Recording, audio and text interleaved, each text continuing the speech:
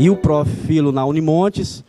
A Unimontes é a única universidade naquela região que tem uma graduação, a licenciatura em filosofia. Então, é a única universidade que tem um curso que forma professores para o ensino básico, para o ensino médio.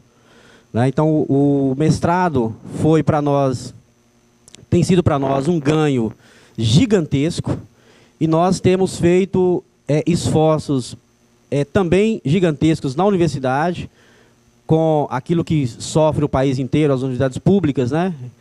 E Minas, mais ainda também, além do descaso nacional, a política estadual do ensino superior, que nós não temos. Né? Então, o Estado de Minas Gerais não tem, a universidade nossa tem mais de 50 anos, e a gente não tem no Estado uma política de ensino superior, nem para a Unimontes e nem para o UENG. Então, só agora as universidades começam a se mobilizar para poder forçar, né, um plano de ensino superior para o Estado.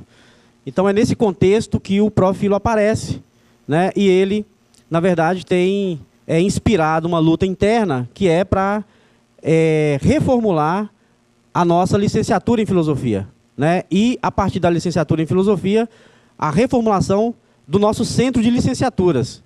Né? Nós temos um centro de licenciaturas na universidade.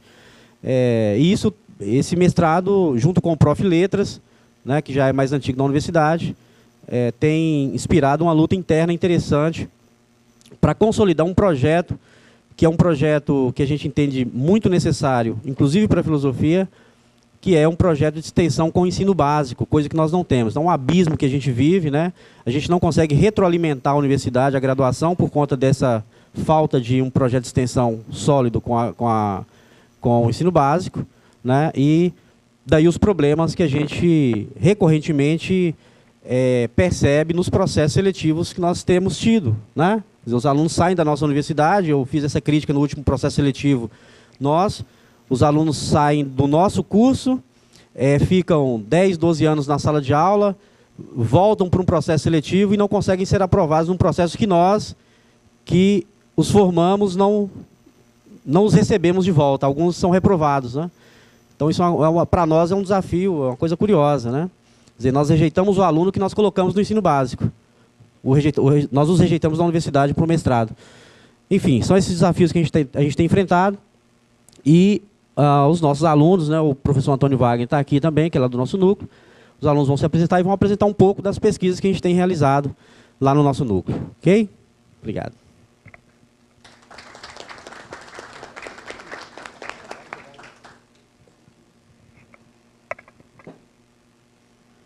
Bom dia a todas e a todos. Eu sou o professor Antônio Wagner, né, da Unimontes. Eu gostaria de ressaltar, sou professor do Profilo. Nesse semestre eu ministrei a disciplina e eu percebi como que os alunos que estão aqui presentes, né, alguns deles se envolveram com as discussões, com o conteúdo, a seriedade com que os alunos, né, nossos mestrandos, que também são professores, como eles têm exatamente abraçado, né, a causa do Profilo com muita vontade, né, com muita garra. O professor Denilson colocou uma questão muito importante, que é a questão do nosso contexto, né, na universidade, e também o contexto fora da universidade, o contexto geral, que é o Brasil. Né? Então, nós entendemos que o Profilo ele também significa uma resistência, né, em que, na verdade, as políticas públicas da educação, em que a falta de recursos, as dificuldades, a falta de compromisso dos governantes, a questão de nós temos hoje vivenciado toda essa situação de muita dificuldade, né, para poder, de fato, fazer uma educação com qualidade nesse país. Né?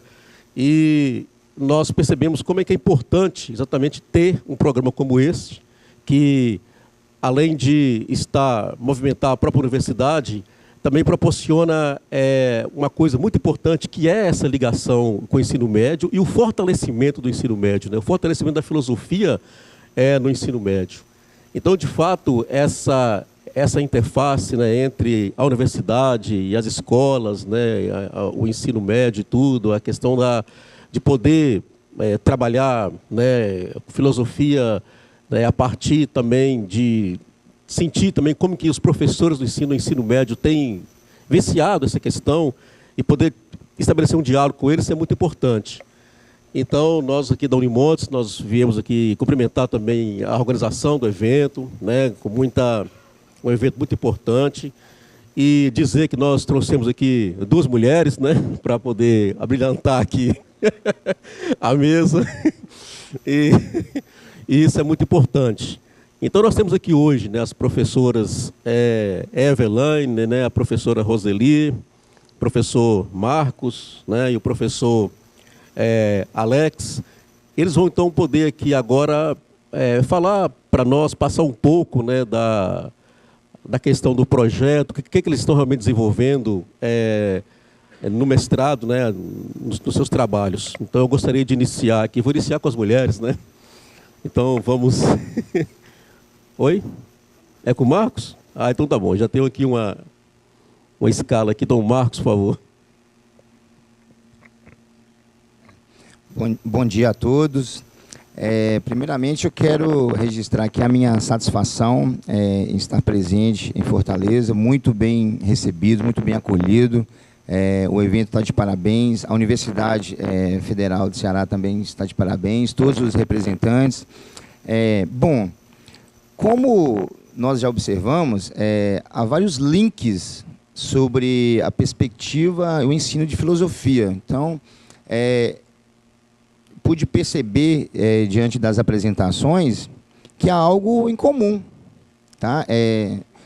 Sobre o que ensinar filosofia, sobre como ensinar filosofia, por que a filosofia é tão banalizada no Brasil, quais as dificuldades do ensino, qual o nosso papel enquanto docente, enquanto professor, para podermos encaminhar os nossos jovens para o pensar. Bom, o título da minha pesquisa, atualmente, é o paradoxo entre a perspectiva histórica e a temática no ensino de filosofia na educação brasileira. Na verdade, esse título está em observação porque ainda estou construindo a minha pesquisa, né? Continuo pesquisando, já pensei em mudar algumas vezes, alterar o nome, mas não o teor da pesquisa. Bom, eu graduei em 2011. Eu lembro que durante toda a minha graduação nós caminhávamos na incerteza sobre o ensino de filosofia. Incerteza, inclusive, do exercício da nossa formação. Bom, eu estou graduando em filosofia para trabalhar em quê? Porque até então não tínhamos a filosofia como disciplina obrigatória no currículo em Minas Gerais. Então, como trabalhar a filosofia? Até que, então, a filosofia passa a ser obrigatória. Então, isso abriu novas possibilidades. No entanto, nós temos algo peculiar no estado de Minas Gerais, aquilo que nós chamamos, né, de Lei 100. O que é isso? Não sei se vocês conhecem. Em Minas Gerais, o ex-governador, o senhor Aécio Neves, ele simplesmente efetivou mais de 100 mil servidores, tá, da educação do estado de Minas Gerais. Efetivou, sem concurso público. Então, nós tínhamos em várias escolas da minha cidade, por exemplo, Montes Claros, professores atuando na área de filosofia sem a formação exigida, sem o compromisso com a disciplina. O que acabou esculhambando ainda mais o ensino de filosofia em Montes Claros. Essa disciplina, então, trabalhada de qualquer forma, de qualquer maneira, tá? Se um professor de filosofia que trabalha de forma séria, responsável, amando aquilo que faz, encontra dificuldades, imagine aquele que não tem o mínimo compromisso pela disciplina. Uma banalização total. Então, diante dessa angústia, desse desinteresse pelos alunos, pela escola, então, entre as nossas pesquisas, nossos estudos, que o Profilo proporciona de forma espetacular. Então, diante da minha pesquisa, do meu trabalho, alguns termos são importantes e fundamentais. Professor de resistência, conceito de educação menor, a ideia de emancipação intelectual. Então, ótimo, muito obrigado. Bom, então essa sociedade de controle o tempo inteiro, tá, decide, impõe aquilo que os nossos jovens, aquilo que o cidadão deve seguir, deve fazer. E nós temos aí um ensino totalmente tecnicista, totalmente voltado para o mercado de trabalho, em que não há a necessidade do pensamento. Então a filosofia é vista como algo desnecessário, algo inútil. Então a filosofia seria uma espécie de técnica. Como pensar então a necessidade da filosofia para um jovem que quer ser um técnico, que quer exercer uma atividade técnica? Qual a finalidade da filosofia? Vários colegas que me antecederam já apontaram questões ligadas a isso. Então, esse professor de resistência, e eu digo professor de resistência no sentido não apenas da luta política, eu comentava com a colega sobre o professor que estava falando aqui do Marx. Hoje em dia é perigoso falar do Marx em escola, né? Muito perigoso.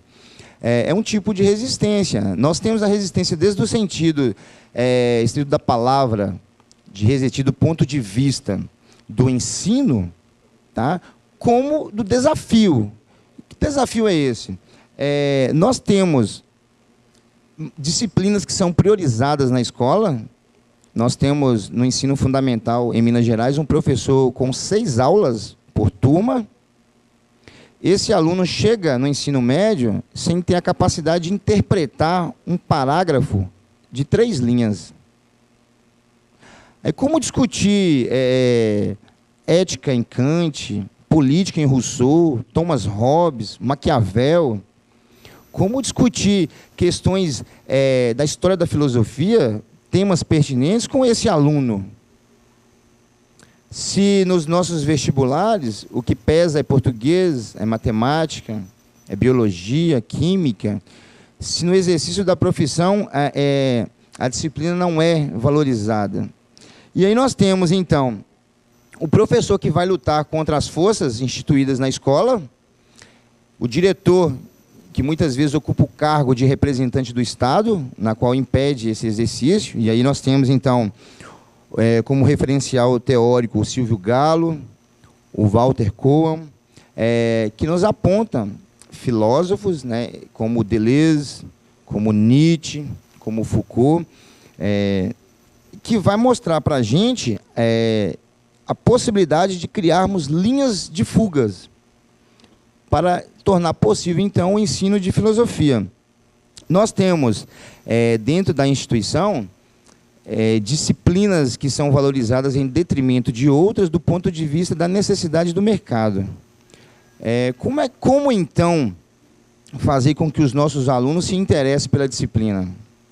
Como, então, promover uma educação menor, como aponta o Deleuze? Como desenvolver esse papel de resistência?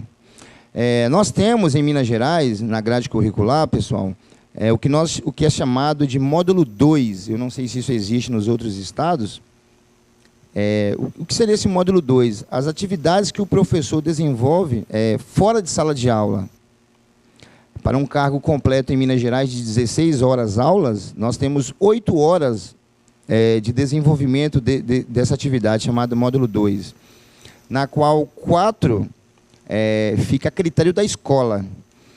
E, diante das minhas atividades, eu tenho utilizado esses horários, já que nós somos obrigados a cumprir onde a escola determinar, convocar alunos por livre e espontânea vontade, para comparecerem a esses horários, para que possamos, então, desenvolver atividades como essa.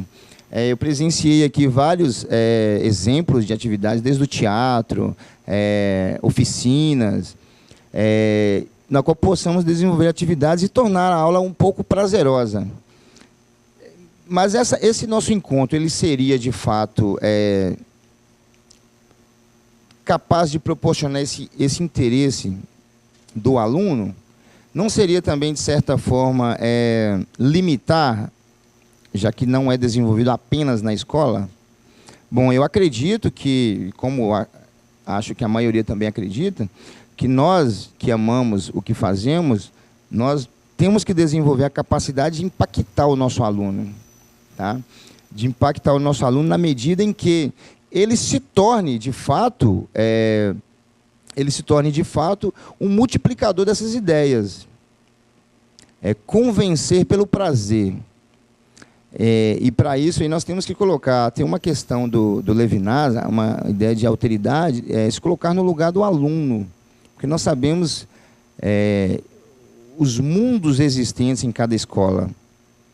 Mesmo na escola pública, nós temos alunos com situações sociais, econômicas totalmente diferentes. Então, a minha pesquisa, o meu trabalho está ligado a esses temas, tá? Com referencial teórico aí do Deleuze, do Nietzsche, do Silvio, do Walter, do Paulo Freire, e a minha pesquisa ela está ligada a uma concepção histórica, porque esse ioiô, dessa gangorra do ensino de filosofia no Brasil, na qual nós temos diversas abordagens sobre o ensino da filosofia, e a perspectiva do ensino de filosofia já a partir do século XXI. Tá? Questões metodológicas do ensino, de como, de fato, tornar a filosofia algo prazeroso, capaz de seduzir os nossos alunos e fazer com que, de fato, haja uma emancipação intelectual. Ou, como diz Deleuze, criar linhas de fugas para que isso seja possível. E assim, então, eu pretendo ser esse professor de resistência do ponto de vista de lutar contra as forças estabelecidas do Estado presentes nas escolas em Minas Gerais, especificamente na minha cidade de Montes Claros. E assim, então, eu pretendo desenvolver e tornar possível, tá, um ensino adequado, uma prática adequada do exercício filosófico e fazer com que, de fato, o aluno seja capaz de pensar por si só. Tá? E assim, então, seguir o seu caminho, que é o que eu entendo ser fundamental para a nossa educação. Bom, espero ter colaborado um pouco. Eu quis mudar de última hora a apresentação, por achar que vários que me antecederam já falaram, apresentaram algo ligado ao meu trabalho. Peguei alguns contatos aqui para que eu possa continuar o desenvolvimento do trabalho. Agradeço a atenção de todos, a colaboração de todos, e um prazer estar com vocês. Muito obrigado.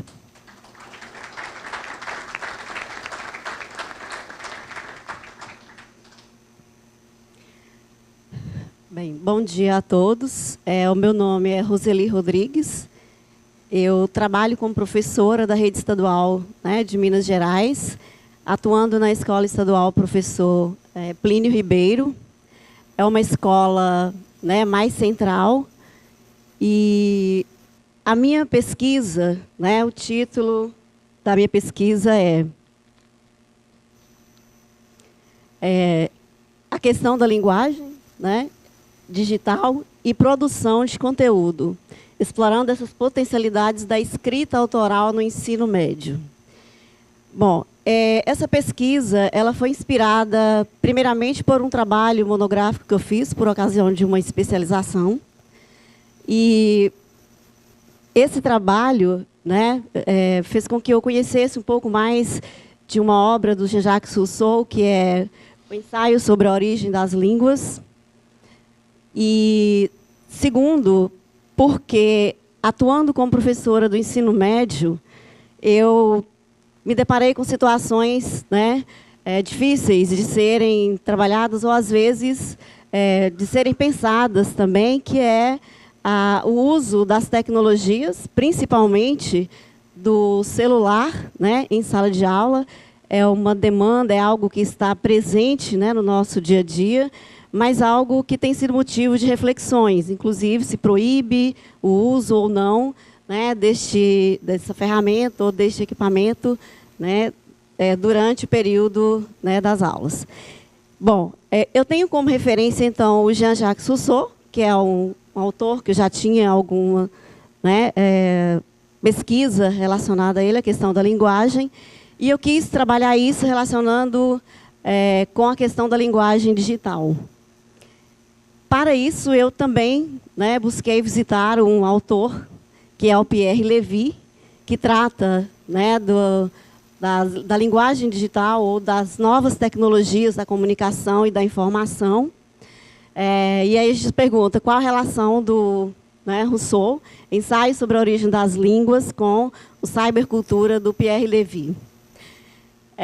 Percebendo que o Rousseau, né, tem assim, uma certa resistência a essa evolução né, do homem, da sociedade civil, e vendo que isso desnaturaliza cada vez mais, né, o seu estar, a sua realidade ou sua natureza, e eu quis trazer, né, essa referência do Rousseau, contrapondo a ideia do Pierre Levy, que é de buscar nessas tecnologias o que ela pode trazer, né, de positivo. Não que eu veja só como algo positivo, mas o Pierre Levy nos apresenta alguma possibilidade de usar essas ferramentas, né, retirando ou utilizando o que ela tem de melhor, para que a gente possa desenvolver o nosso trabalho em sala de aula. Explorando essas potencialidades aí, né, da linguagem digital, eu busquei desenvolver, né, uma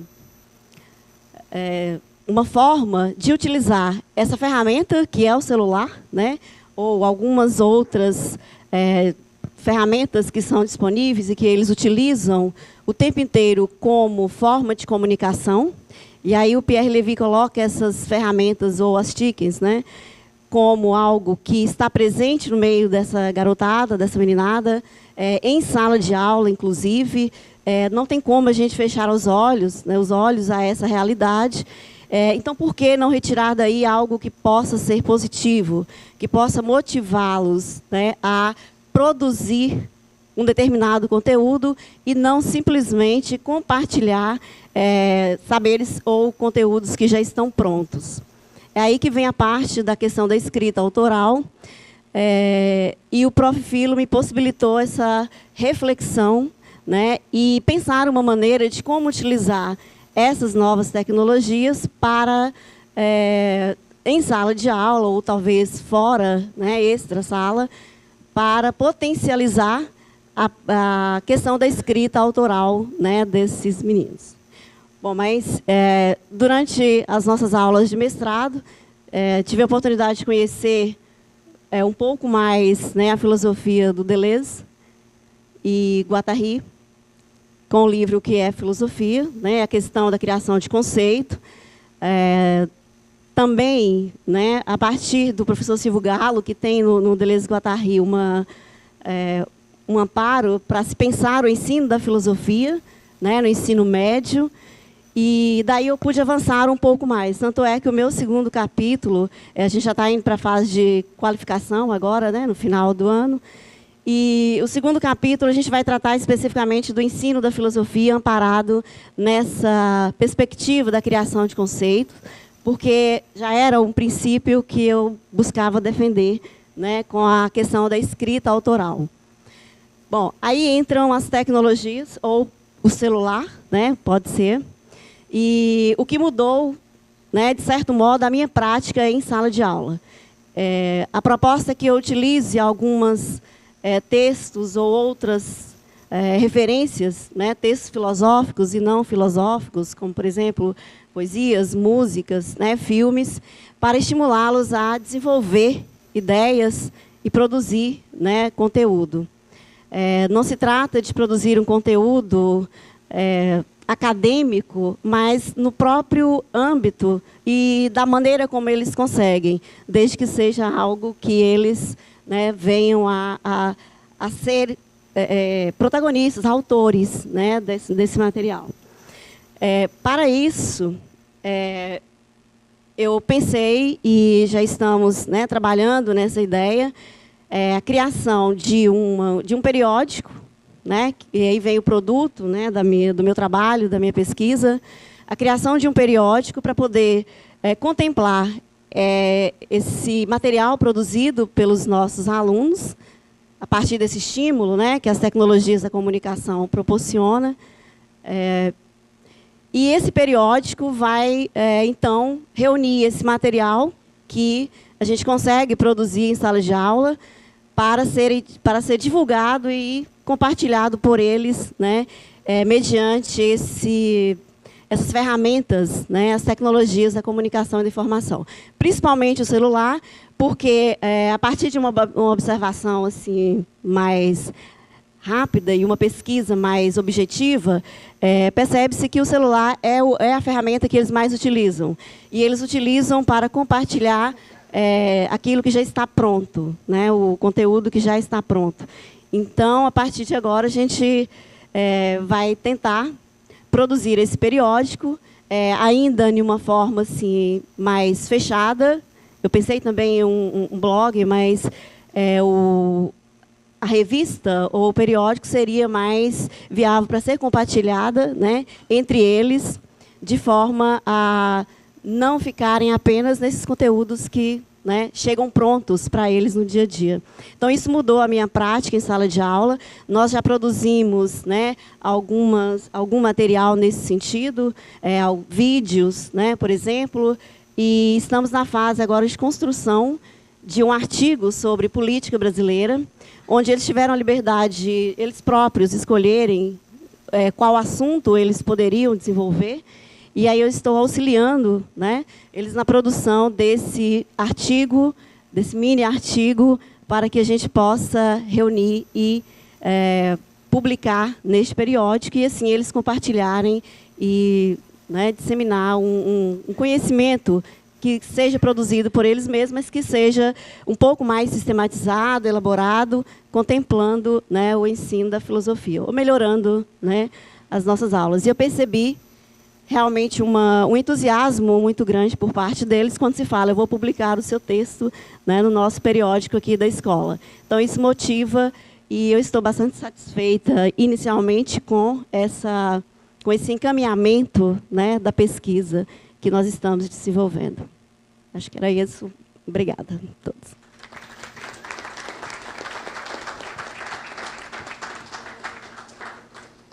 Bom dia.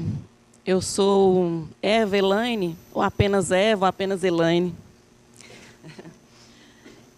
Vou começar falando um pouquinho da experiência da Prof. Filo.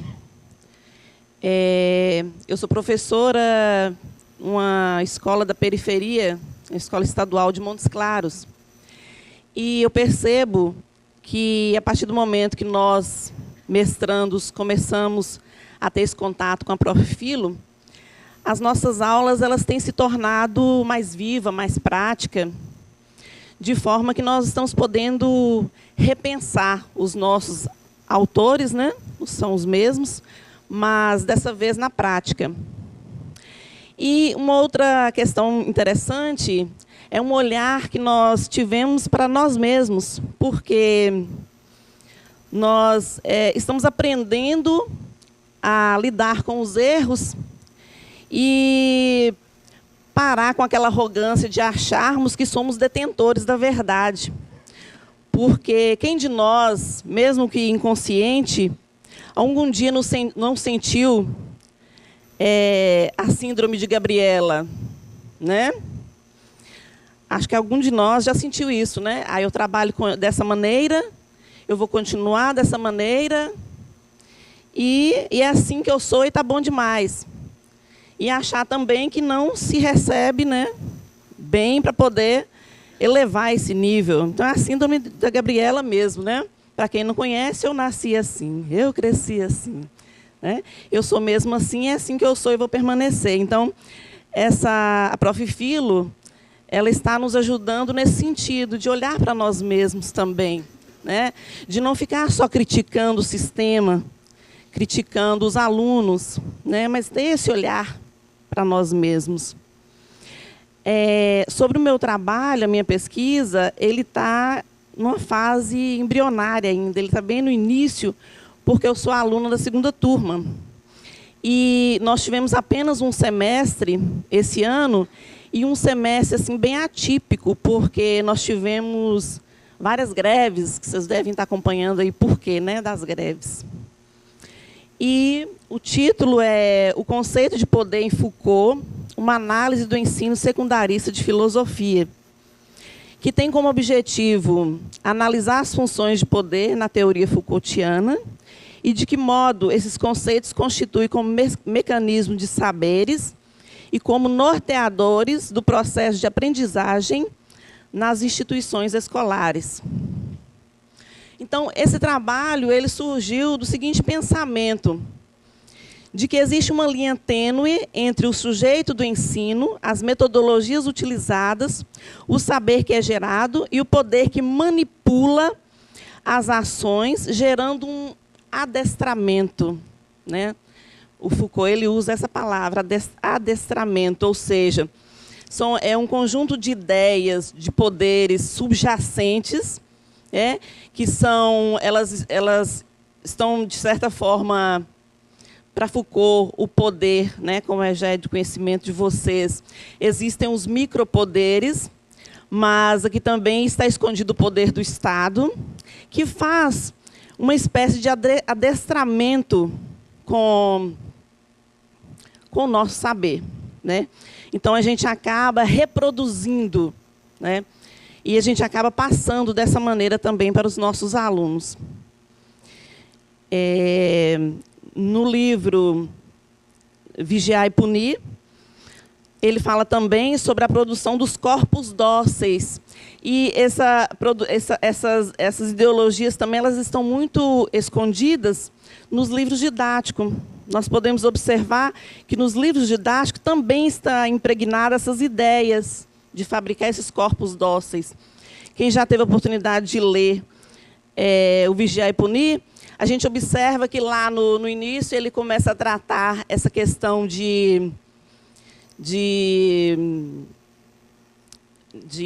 dessa produção de corpos dóceis a partir de torturas físicas. E mais na frente ele vai dizer que essa tortura física ela vai tornando-se uma tortura da alma, vai adestrando os nossos corpos e disciplinando.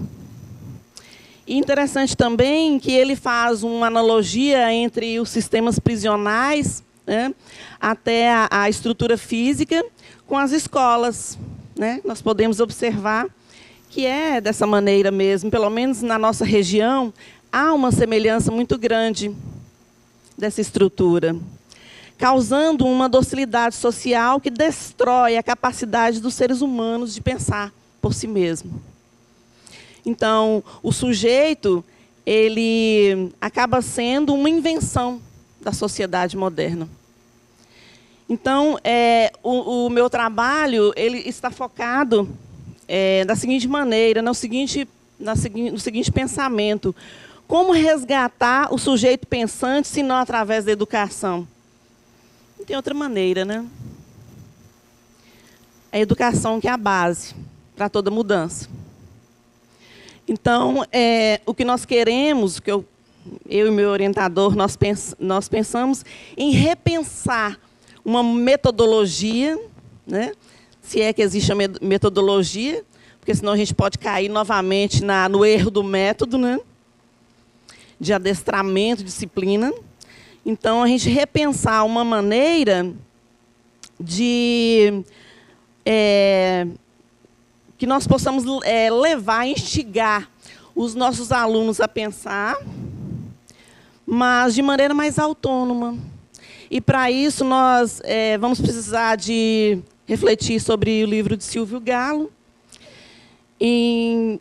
principalmente no livro que se chama Metodologia do Ensino de Filosofia, onde ele oferece para a gente não a metodologia, mas pistas de como a gente pode agir nesse sentido.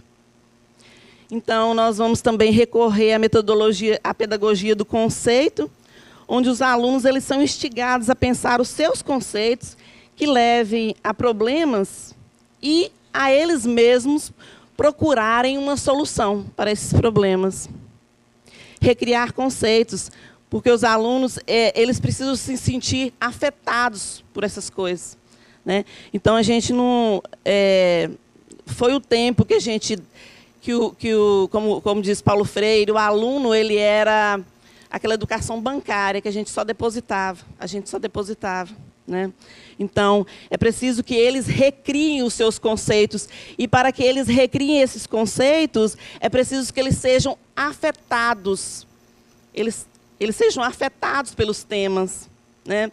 Que esses temas façam parte do mundo deles, né? Então, porque senão nós vamos acabar caindo no erro senão eles vão acabar reproduzindo, imitando, reproduzindo e imitando sempre, né?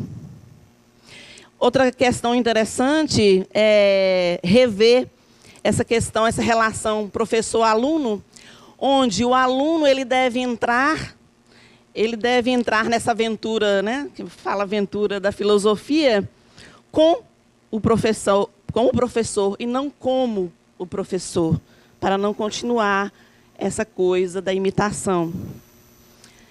Então, o meu trabalho, como eu disse, ele está no início, e por isso a gente não tem ainda uma intervenção, né? Como vai ser essa prática, como efetivar essa prática ainda. Mas eu penso que,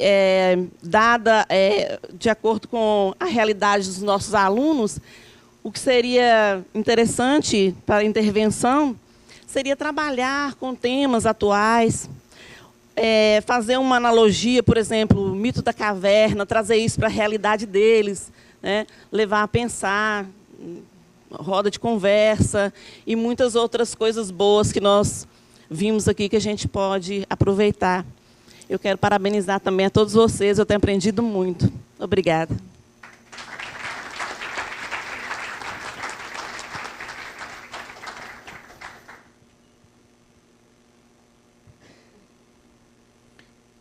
Bom dia. Bem, é um privilégio estar aqui e ter a oportunidade, além do encontro, da troca. A nossa colega ali está fazendo a correção de uma errata para a gente não passar vergonha em cadeia intergaláctica. Os milagres da tecnologia, é isso aí. Bom, o título é Esquizoanálise e a Cela de Aula. Um olhar filosófico balizado em Foucault, Deleuze e Guattari. Eu sou Alexandro e eu vou relatar um pouquinho, antes de tratar do trabalho, de por que estou aqui. Eu indiquei o edital do mestrado para o nosso colega Marcos aqui, no ano de 2017, e, no entanto, não participei do processo seletivo em 2017.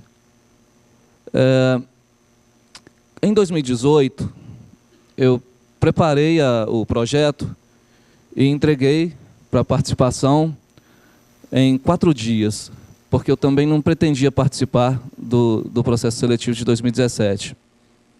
Bom, e vou explicar por quê. Ontem, quando a gente começou o evento, havia uma dificuldade de se encontrar espaço na sala.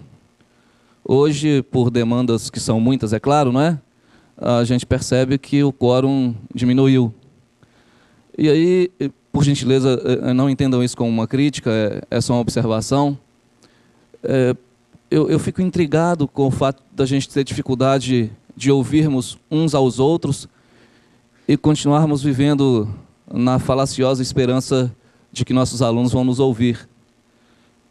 Especialmente meninos e meninas de 10 a 16, 17 anos. Bom, eu não nasci professor. Eu nasci gente. E, na condição de gente, eu nasci em um lar de militares. E o lar em que eu nasci é um lar de 4 irmãos. E esse lar de 4 irmãos também me fez militar, muito cedo ainda. Concurso público da SPSEC e depois na Academia Militar das Agulhas Negras. Mas eu nunca desejei ser militar. Eu sempre desejei ser gente. E com isso eu não quero dizer que os militares não sejam, em absoluto. Tá? Absolutamente. Mas, enfim, como é que eu me construí professor? Em minha última missão, estive em Ruanda, entre 92 e 95. Em 96, eu voltei ao Brasil. já havia acabado a Guerra Civil por lá. E eu tive a experiência de um encontro com uma irmã da congregação Berlar, que é uma congregação com sede na Bélgica, e ainda no aeroporto, eu prometo que vou ser breve, tá? Ainda no aeroporto, ela olhou para mim, eu fardado, eu sou Alexandro de Jesus Vieira, e o nome de guerra era Jesus, colado na farda.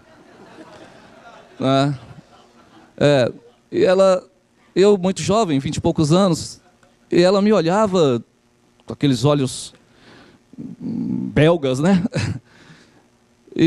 Mas era brasileira. E aí ela me disse assim, menino, por que você usa essa farda? E eu respondi, porque eu quero ajudar as pessoas. E ela disse, você não tem cara de militar, você tem cara de professor. E me deu um número de telefone, não tinha essa coisa do celular, da congregação e da sede em Belo Horizonte. Bom, enfim, eu voltei ao Brasil e, para contragosto da minha família, decidi que não ia mais ficar no Exército. Meu pai me disse muito claramente o seguinte, olha, você se der baixa, só não vai morrer de fome porque você ainda tem pai. Bom, então eu não tive coragem de sair. E me dediquei à tarefa de lecionar na escola de formação de sargentos, na escola de sargento das armas. E 2 anos depois, num exercício de artilharia, eu sofri um acidente que me rendeu uma prótese fixa na perna direita. Enfim, essa prótese fixa me transferiu para a reserva remunerada como primeiro-tenente. Bom, eu estou dizendo isso porque quando a gente começou o evento, alguém perguntou assim, alguém lembrou da dificuldade de se viver de filosofia, né? Ao menos sobre o aspecto material e financeiro. E, de fato, isso é uma dificuldade. Eu pude me tornar professor porque sou militar da reserva. Só por isso. Porque eu tenho 3 filhos, uma vida prática, e eu jamais conseguiria manter minha família com dignidade material, recebendo o que se recebe no chão da escola, no estado de Minas Gerais, que tem mais de 800 municípios, em que um professor, para 24 horas, recebe pouco menos de R$2.000 e dividido em várias parcelas ao longo do mês, sendo esta primeira parcela, vejam que coisa curiosa, de R$1.500. Bom, e aí alguém citou aqui no estado dele que era o governo dos tucanos. No nosso estado é o governo do PT. Então não é uma questão partidária. A desesperança e a desonestidade vai além da legenda. Bom, e por que o tema da pesquisa? Porque quando eu fui participar da banca, os professores me perguntaram, entre outras coisas, o seguinte, na hora da entrevista do projeto. Não era esse o tema. A pretensão era só falar sobre o EJA, ou a EJA, né? Educação de Jovens e Adultos. E aí, ao longo dos 6 primeiros meses do mestrado, a gente veio mudando isso. Mas o que me fez mudar o tema, basicamente, foi uma pergunta da minha filha, que tem 11 anos. Ela perguntou muito claramente, no final do ano passado, para a mãe, que é advogada, perguntou o seguinte, falou, mãe, por que tem tanta gente presa? E a mãe, advogada criminalista, respondeu objetivamente, porque tem muita gente que erra. E ela ficou incomodada, ela, minha filha. E aí ela perguntou para mim. Eu expliquei que porque a gente tem um sistema, enfim. Ela voltou para a mãe e perguntou, mãe, você lembra quando você me colocava de castigo? A mãe pode colocar de castigo, eu tento evitar isso ao máximo. Ela falou sim, e ela perguntou, por que você me colocava de castigo? Ela hoje tem 11 anos. E a mãe disse o seguinte, olha, para você não errar mais. E ela respondeu, fitando a mãe nos olhos, o seguinte, falou, eu posso te dizer uma coisa, mamãe? Quando você me colocava de castigo, o castigo nunca me ensinou nada. E a mãe disse o seguinte, mas você não errou de novo. E ela disse, mas eu continuo com vontade. Isso me incomodou profundamente. Especialmente em uma criança de 11 anos que ouve em sala de aula os colegas dizerem ainda que bandido bom é bandido morto. Porque ouviram o candidato a presidente dizer isso na TV, em cadeia nacional, enfim. Bom, eu estou fazendo esse relato todo com a esperança de que vocês observem ali o gráfico, quem consegue ler, né? Porque aqui a gente ganha um teste gratuito de acuidade visual, especialmente os que estão mais distantes. Mas a população carcerária no Brasil é gigantesca. E nessa coisa de sair do exército e me fazer professor, eu não tive a felicidade de graduar-me em filosofia. Então, muitas falas aqui tocaram nisso. Eu me graduei em paralelo com a Academia Militar em História, e daí a minha imersão em Foucault também. E depois disso, paralelamente, em Direito e Geografia, porque sempre me encantou na geografia a ideia do movimento e do território. Bom, e no Direito, a ideia em torno da ciência que pretende ser a ciência do dever ser. Bom, por que a filosofia? Porque havia um programa de especialização na PUC de Minas Gerais, o PREPS, não sei se alguém conhece, e por lá eu me aproximei ao máximo daquilo que seria a filosofia. Bom, e voltando a trabalhar no estado de Minas Gerais, como professor de História, eu preciso completar a minha carga horária com as aulas de filosofia, né? E a primeira vez que estive em sala de aula com filosofia, numa escola privada, isso ainda com 20 e poucos anos, um menino, era um projeto experimental na antiga 5ª série. Um menino sentado à frente, eu anotava no quadro ainda com giz e ele apagava. Ele estava na primeira carteira, eu chegava ao final da lousa, ele apagava o início. E eu fiz isso algumas vezes, ele repetiu a ação. Eu pedi a ele o seguinte: fique em pé aqui que eu vou te mostrar uma coisa. Ele veio todo animado. Eu falei: você está preparado para eu te mostrar uma novidade? Ele falou: estou preparado. A turma ria muito e tal. Então eu peguei pelo tronco e pelas pernas e apaguei o quadro com ele. E coloquei novamente sentado. Quando eu cheguei na metade do quadro, eu percebi o tamanho da violência. Mas eu já estava na metade do quadro, precisava terminar de apagar. Então, eu vim me construindo professor a golpes literalmente de martelo. Bom, hoje eu já superei essa fase de apagar o quadro com os alunos, tá? Que fique claro, né? Mas o que me incomoda é o seguinte: se é difícil lecionar filosofia, história, geografia, se é difícil lecionar filosofia do direito, na graduação em direito, mesmo com 2 questões agora na prova da ordem, imagine como deve ser difícil a cela de aula. Porque essa população carcerária deveria ter a garantia de exercitar o direito de acesso à educação. E nós que, ao menos a priori, não estamos encarcerados, muitos a gente acaba entendendo isso não como um direito, mas como um privilégio. É curioso como a gente ainda continua observando seres humanos serem colocados em caburão, tendo carro em casa. Quantas pessoas você pode levar no bagageiro do seu carro além da sogra? Salvo engano, você não pode levar nenhum, porque a legislação não permite. Mas aquele que é ainda na condição do inquérito, muitas vezes, a gente vê isso com naturalidade, o cara ser colocado no... E a gente aplaude, em nome de uma suposta segurança pública. Se você tem um carro um pouco maior, quantos na sua casa podem viajar em pé no seu carro, segurando numa barra fixa horizontal? Ninguém. Mas os ônibus fazem isso e a gente acha... As empresas de ônibus fazem isso e a gente acha normal. Então, a ideia de investigar o indivíduo encarcerado e todas as repercussões disso é uma ideia que eu preciso trabalhar e o Profilo me permitiu isso.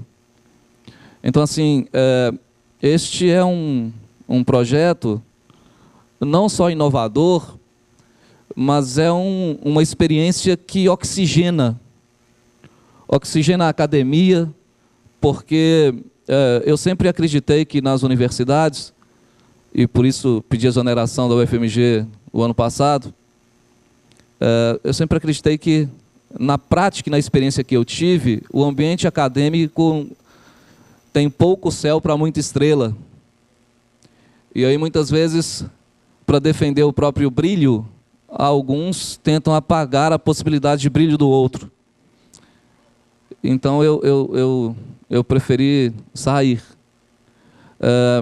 Eu quero agradecer e pedir desculpas por não ter falado exatamente de todo o tema, porque eu não podia deixar, não podia perder a oportunidade dessas provocações. Fazer filosofia é muito mais do que graduar-se em filosofia. É isso também. Fazer filosofia também é graduar-se em filosofia. Mas fazer, praticar, trabalhar filosofia é, como já disseram aqui, um ato essencialmente de amor.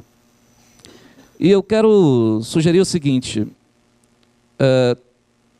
a gente tem ouvido, eu ouço isso em sala de aula, trabalho na rede privada, porque preciso me manter materialmente, o discurso da violência e o discurso de que a gente está no século XXI, mas para termos sensação de segurança, a gente precisa encarcerar, matar.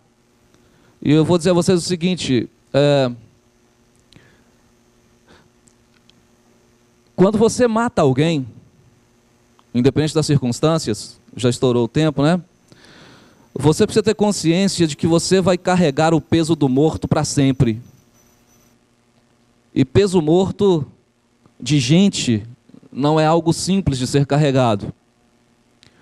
O cheiro do sangue do morto fica impregnado em você. E você pode se lavar quantas vezes desejar, porque não vai sair de você isso. Então, a gente precisa, a meu juízo, entendermos que a universidade, com aquele tripé de ensino, pesquisa e extensão, ela ainda não constrói, em especial, penso eu, na área das humanas, as pontes que deveria construir, em especial na extensão. E eu imagino que o Prof. Filo seja uma oportunidade para a gente diminuir os muros e construir mais pontes.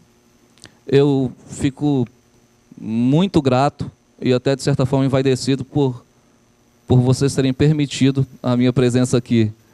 De forma que, na figura do nosso coordenador geral, eu quero deixar de presente o mel do bode. Quem me sustenta materialmente é a crença em Dionísio. Muito obrigado.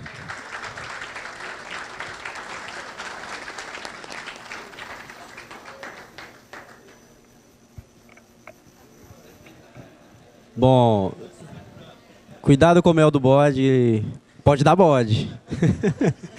E só para dizer que eu trouxe um também para presentear, o Alessandro presenteou o Edmilson, eu queria presentear a Luana com um, porque a Luana é uma figura especial para nós, né? Assim, é preciso reconhecer o trabalho, né? Inclusive ela briga com a gente, né? Enfim, mas tudo bem, né? É necessário, né, Luana? Obrigado pelo seu trabalho. Dizer para vocês, sim, a alegria da gente estar aqui, né? O nosso núcleo. E só para finalizar, agradecer a vocês por ter ficado até agora na nossa apresentação.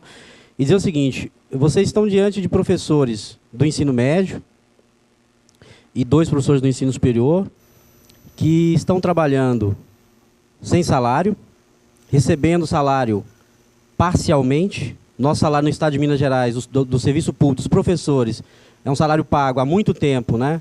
É parcelado. Nós recebemos 3 parcelas e já com 1 mês de atraso é parcelamento do parcelamento.